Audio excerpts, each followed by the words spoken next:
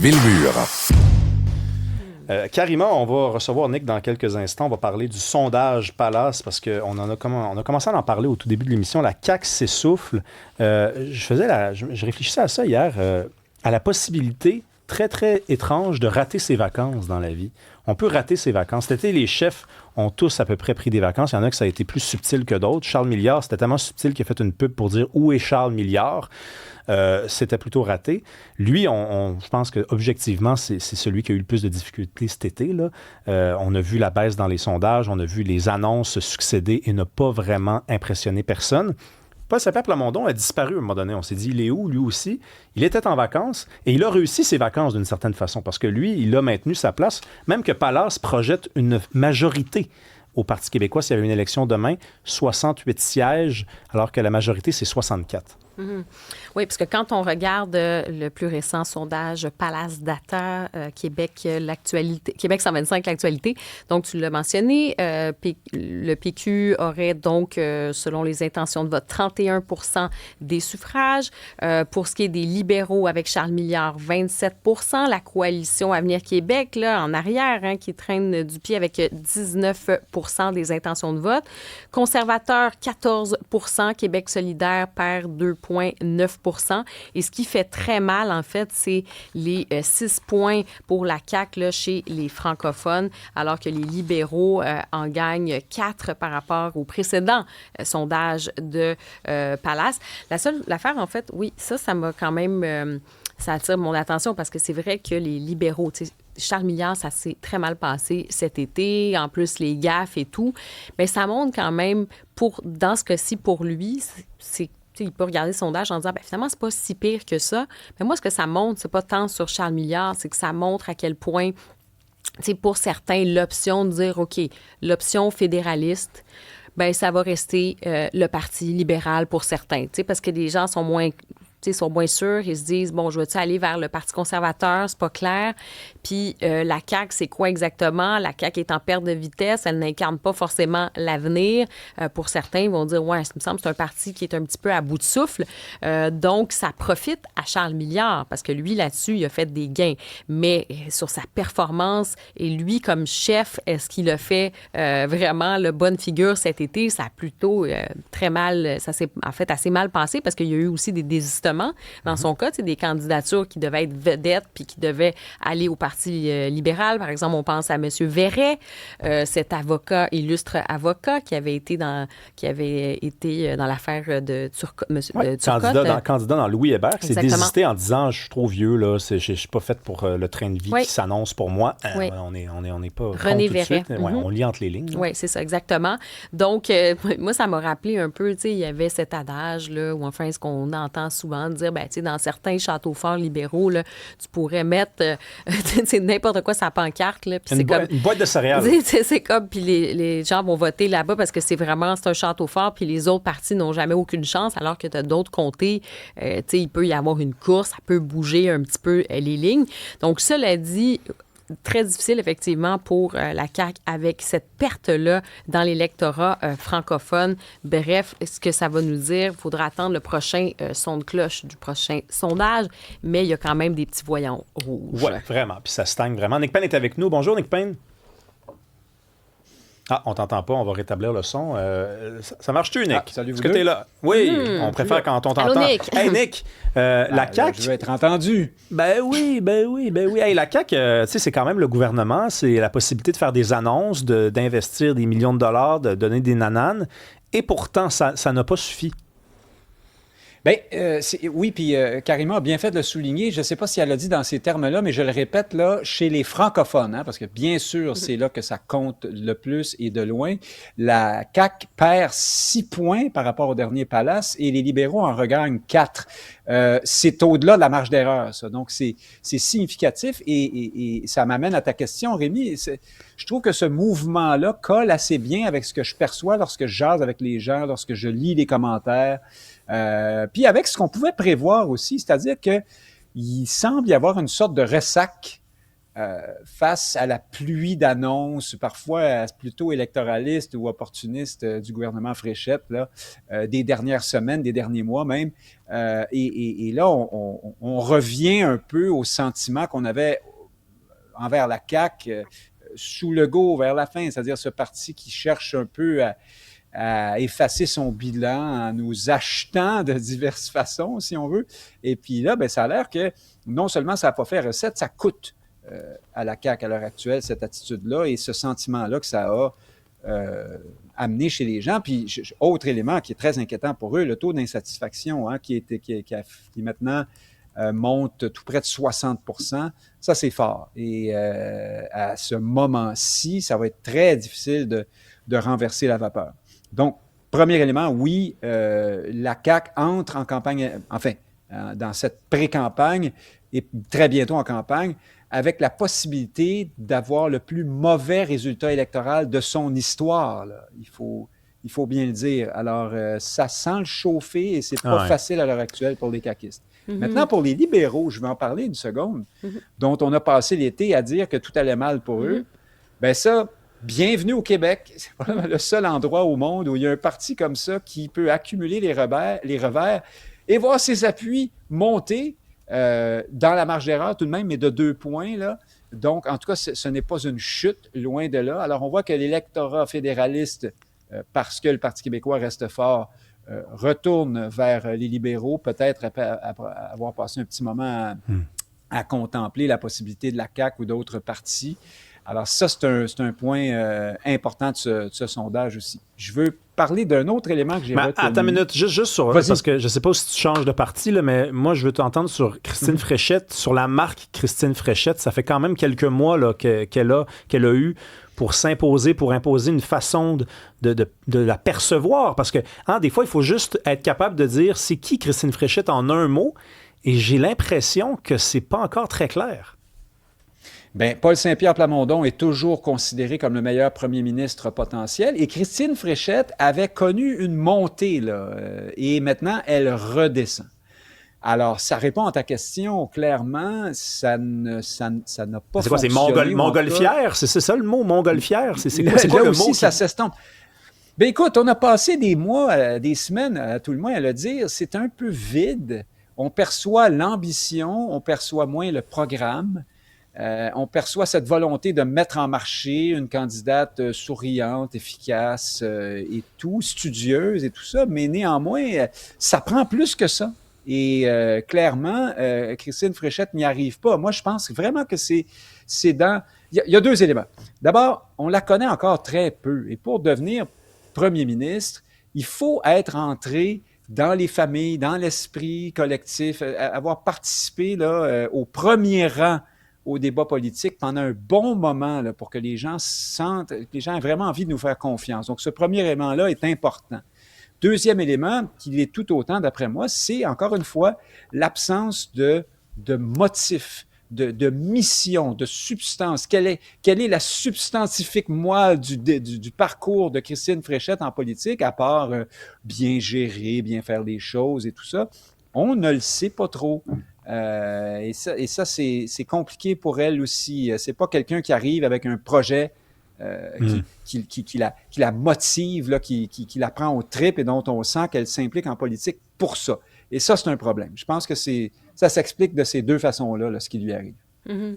On a souvent dit, bon, tu sais, tu avais l'ADQ, Mario Dumont incarnait ça, à la CAQ, François Legault incarnait ça. Donc, Christine Fréchette, est-ce qu'elle incarne encore ce côté de la CAQ ou la CAQ, c'était le parti de François Legault? Bien, 2 choses. Avant François Legault, c'était, comme tu dis, l'ADQ de Mario Dumont et Legault a réussi à continuer ça dans le temps. C'était quand même le parti de plus d'efficacité, d'un État plus agile, peut-être moins pesant. Legault se disait autrefois de la gauche efficace. C'est pas pareil comme Mario Dumont. Mais il y a néanmoins, au-delà de la personne de Legault, je pense qu'il y a un sillon politique là, qui est à exploiter au Québec et qui demande une voix, donc celui d'un parti moins à gauche, sans nécessairement être tout au bout à droite, nationaliste. Et même là, je trouve que Christine Fréchette peine à à s'inscrire dans la continuité de son... On voit bien qu'elle est à peu près là, mais sans grande ferveur. Elle est peut-être trop dans le quotidien. Ça a marqué les esprits, hein, les baisses de taxes sur les muffins ou des trucs comme ça. Ben oui. C'était quoi? C'était une pièce par personne par semaine? Là? C'était une affaire de même? Là? Oui, c'est ça. C'est très peu. Puis, on est dans la symbolique. Alors, certains diront que oui, 50, 75 $ sur un an, ça peut être, pour certains ménages, ça peut faire une différence. Mais quand même, tu sais, ça demeure, on reste dans la symbolique. Alors, non, c'est ça. Je pense que la continuité se fait difficilement à l'heure actuelle. Nick, les 65 ans et plus, le PLQ est troisième. La CAQ est deuxième, le PQ premier. C'est drôle, tu m'aurais demandé il y a un an de faire ce petit classement-là, de le prédire. J'aurais mis le PLQ premier ou deuxième. Je ne l'aurais pas mis troisième. Mais la CAQ, c'est quoi? C'est la stabilité chez les 65 ans et plus? On ne veut pas que ça bouge? Non, je ne crois pas, parce qu'en même temps, ils sont eux aussi plutôt insatisfaits du gouvernement caquiste actuel dans ce sondage-là, en tout cas. Non, je pense que c'est l'élément nationaliste. Cette génération-là, on le voit bien, hein, elle est divisée PQ-CAQ. Les libéraux sont beaucoup plus loin. Québec solidaire, on n'en parle pas. De toute façon, ils sont loin dans toutes les tranches d'âge, là, mais sauf peut-être dans les 18-35, 18-34, QS est un peu plus haut. Mais revenons aux 65 ans et plus. Oui, je pense que c'est la génération qui a actuellement peut-être le plus à cœur la question de la survie de la culture du français et tout ça, pour toutes sortes de raisons. Bien sûr, elle se tourne vers des partis qui ont gouverné ou dont on sent très clairement qu'ils sont prêts à gouverner. La CAQ, forcément, elle est là, elle est aux affaires, donc c'est un recours. Le PQ a montré son sérieux, puis c'est un parti qui a gouverné déjà et longtemps, alors que Duhem est beaucoup plus disruptif, hein, il n'est pas... pour ces générations-là, ses preuves sont encore à faire. Peut-être à l'exception de la région de Québec, on y reviendra peut-être si on a le temps, mais je pense que c'est ça.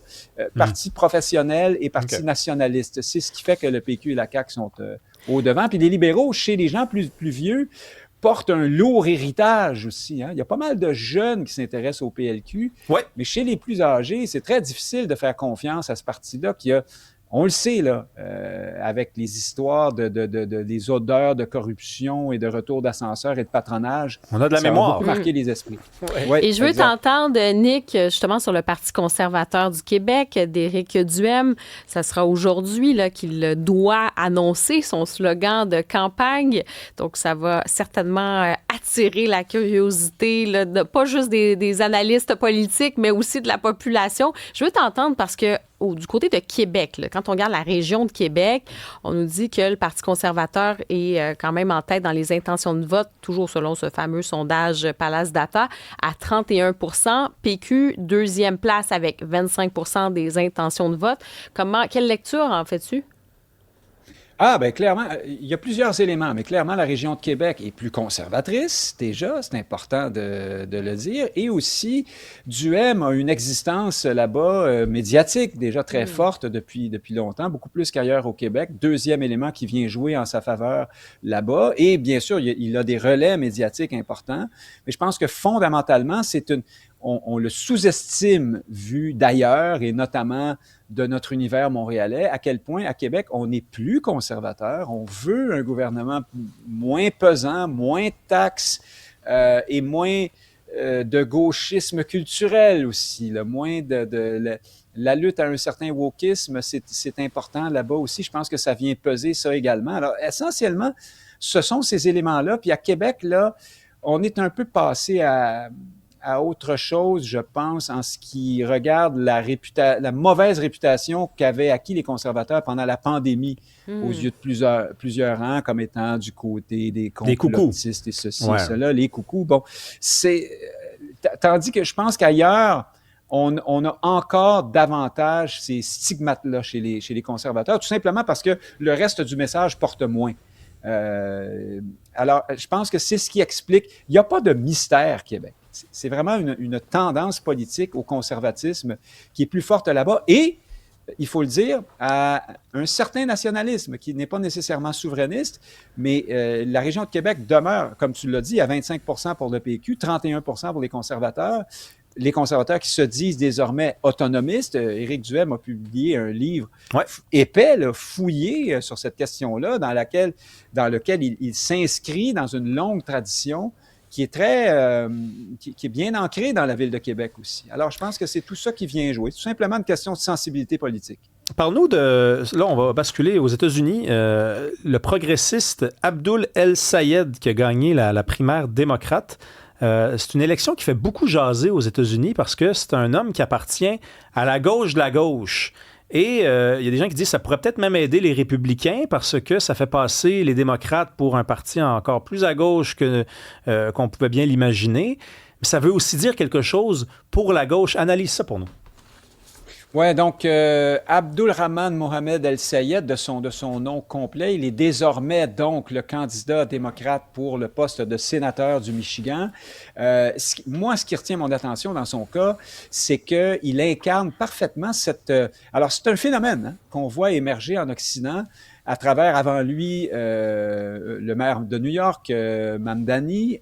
Ces gens d'origine arabo-musulmane ou d'origine arabe qui s'affichent, qui revendiquent leur foi musulmane de façon très ostentatoire, qui, même dans le cas d'Al-Sayed, admettent d'emblée, sans complexe, que c'est une carte électorale pour eux à jouer aussi. On sait que dans le Michigan, là, il y a une forte communauté musulmane et qui jouent de cette carte-là, mais qui font une synthèse avec le progressisme. Lui, il dit, moi, je tire mon progressisme de ma foi musulmane. Il faut le faire quand même. Je dis qu'il faut le faire parce que, globalement, les orthodoxies religieuses, parce qu'il est très pratiquant, il prie plusieurs fois par jour et tout ça, ne brillent pas par leur image progressiste, disons. Et c'est certainement le cas d'un islam rigoureux, on le dira comme ça. Alors, non, lui, il s'affiche comme progressiste. Alors, après Mamdani, on pourrait penser au Québec à Arun Boisy, qui est chez Québec solidaire, ou à Dalila Awada, qui a joué ce rôle aussi de progressiste, très affiché comme musulmane également. Donc, voilà un courant intéressant et à surveiller. Maintenant, ce qu'il faut dire, c'est que ces démocrates qui se demandent pourquoi Trump et le Trumpisme, surtout, risquent de survivre à Trump, pourquoi il y a cette méfiance persistante dans un électorat large à l'endroit des démocrates. Mais ma foi, sans mauvais jeu de mots, regardez dans votre cour. Ben oui. Parce que quand on regarde autour de ce candidat, Abdul El-Sayed, dans son entourage, c'est comme Mamdani. Alors, gravitent autour de lui, de son épouse, toutes sortes de gens qui ont, par exemple, appuyé très ostentatoirement le Hamas, le Hezbollah, en expliquant que ce sont des combattants de la liberté, qui tiennent des positions très dures, très virulentes sur la question de la Palestine, mais aussi sur d'autres questions, sur des questions sociétales également, qui sont beaucoup plus conservatrices. Le candidat lui-même, El-Sayed, est très, très, très fervent de la cause palestinienne. Il parle sans embâche de génocide commis à Gaza. Il tient des positions très dures là-dessus. Donc, pour l'électorat plus large, voici des gens qui peuvent ressembler à une sorte de phénomène de cheval de Troie, c'est-à-dire voici l'islam présentable en beaux habits, mais autour duquel gravitent des gens qu'on veut pas voir proches de la sphère politique.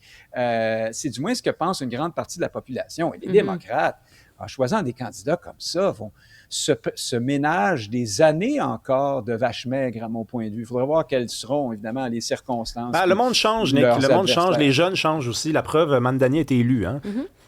Mais tu sais, Nick... Oui, mais à New York, quand même. Hein? Oui, ça, c'est vrai. Mais tu as quand même mentionné, tu sais, du côté du Michigan, on peut aussi être quand même, je veux dire, ça, pas surpris, mais je veux dire, on pourrait ne pas être surpris plutôt du côté du Michigan aussi. Et je voulais juste, en fait, revenir, il y a eu la réaction de Donald Trump, qui l'a qualifié de perdant communiste qui déteste les Juifs et Israël. Je voulais quand même revenir, parce que, Rémi, c'est intéressant, ta réflexion. Tu dis, oui, le monde change, tu sais, les jeunes et tout. Je suis d'accord sur un point aussi. ça m'amène à quelque chose. Je me dis, justement, face à un Donald Trump, dans sa communication qui est très agressive, il y a vraiment, c'est ce côté-là aussi d'homme fort puis qui n'a pas peur de rien et tout ça. Tu penses pas qu'il y a peut-être un boulevard qui s'ouvre aussi de l'autre côté, j'allais dire presque le miroir, le pendant à gauche, pour contrer peut-être ces discours-là de Donald Trump ou même peut-être de courants qui sont très assumés, que ce soit plus à droite. Donc, la gauche dit, on va être un peu pareil. Nous aussi, peut-être que le centrisme ou le côté mou, ça fonctionne moins aujourd'hui à l'heure des médias sociaux, à l'heure où la communication a changé. Penses-tu qu'il y a peut-être un changement là aussi à observer? Alors, mais le mot essentiel dans tout ce que tu viens de dire, c'est miroir. C'est-à-dire qu'effectivement, ce n'est pas un boulevard, ce sont deux boulevards et on assiste à travers des phénomènes comme celui-ci, donc l'élection de ce candidat, à une polarisation toujours plus grande. Et il ne faut pas oublier que oui, il y a des jeunes, évidemment, progressistes avec le kéfier ou des mèches vertes et tout ça aux États-Unis. Il y en a énormément, mais il y a aussi beaucoup de jeunes qui sont beaucoup plus conservateurs que les générations précédentes. Beaucoup. Surtout chez les gars, apparemment, comparativement aux filles, là, quand on regarde les enquêtes d'opinion. Oui, parce que ce que je voulais dire tout à l'heure, d'ailleurs, micro-parenthèse sur du M, les femmes sont seulement à 8% en faveur des conservateurs du Québec, tandis que les hommes sont à 20%. Alors, on y reviendra. Alors oui, ce phénomène existe aux États-Unis aussi, mais donc, antagonisation, clivage, polarisation. Moi, j'ai rien contre ça en soi. La politique, c'est aussi de l'affrontement, mais ce que ça laisse présager, c'est que c'est un débat sans issue encore pour un bon bout de temps là, aux États-Unis. Non, mais en tout cas, le calme, on dit le calme avant la tempête, le calme après la tempête, on est dans la tempête en tout cas. Là. Merci beaucoup, Nick Payne. Pas dans le calme, pas en tout. Salut, bye bye.